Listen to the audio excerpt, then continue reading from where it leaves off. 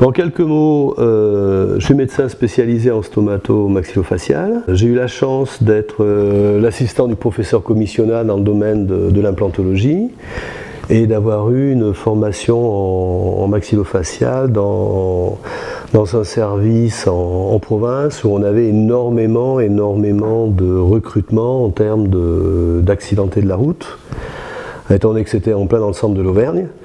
Et puis tous les problèmes inhérents on va dire aux bagarres de week-end et tout ça. Donc il y avait en plus des dents de sagesse, des canines incluses, des malformations, de la chirurgie orthopédique dans le cadre de l'orthodontie. On avait beaucoup de réparations en post-traumatique.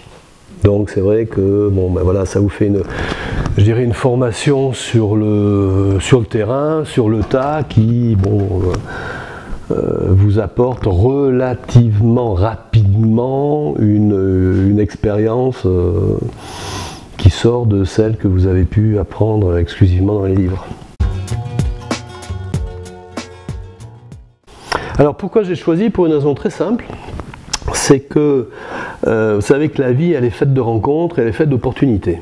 J'ai toujours été assez intéressé, même beaucoup intéressé par tout ce qui est esthétique, et quand vous finissez vos études de médecine, je me suis retrouvé interne en maxillofacial, et je m'étais dit que finalement j'allais certainement déboucher ou sur la chirurgie maxillofaciale pure telle qu'on l'a pratiquée à l'hôpital, ou dévier légèrement sur la chirurgie esthétique.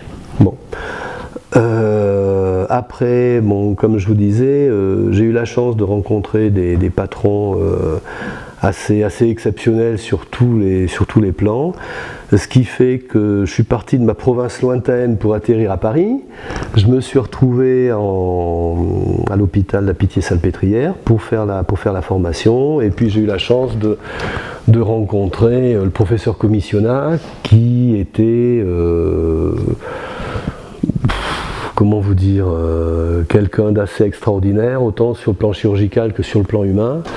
Et c'est grâce à lui que je me suis lancé entre autres dans l'implantologie dentaire, tout en gardant tout un aspect chirurgical autre.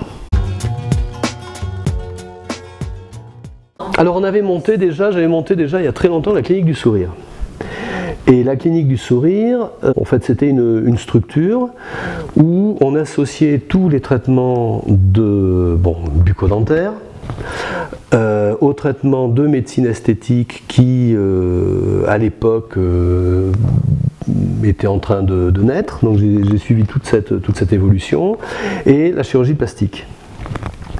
Là-dessus, on n'a pas du tout créé de nouvelles techniques, mais en fait, on a réfléchi, on a su associer différentes techniques totalement complémentaires, et surtout quoi faire quand, en fonction du constat qu'on faisait, donc du diagnostic esthétique initial, et des motivations et de ce que souhaitaient les patients, de manière à avoir un résultat optimum pour eux.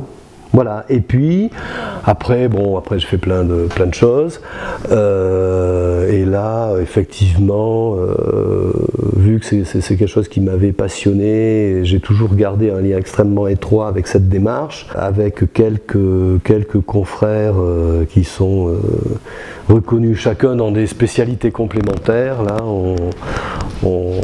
j'ai relancé l'Institut Visage Sourire.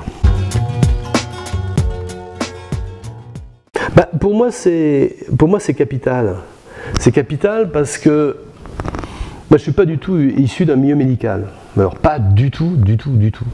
Et je pense que même si aujourd'hui ça devient de plus en plus un petit peu la mode de faire participer les patients, on le voit notamment un peu en cancérologie, les patients au diagnostic, les patients aux propositions de traitement, c'est quelque chose qui m'a toujours paru, comment dirais-je, évident, Et j'ai toujours trouvé extrêmement dommage le fait de ne pas le faire, de ne pas l'avoir fait. Moi je suis issu d'un milieu de la paysannerie. Les médecins que j'ai pu côtoyer à travers les maladies de mes grands-parents, entre autres quand j'étais jeune, c'était des vrais médecins de campagne.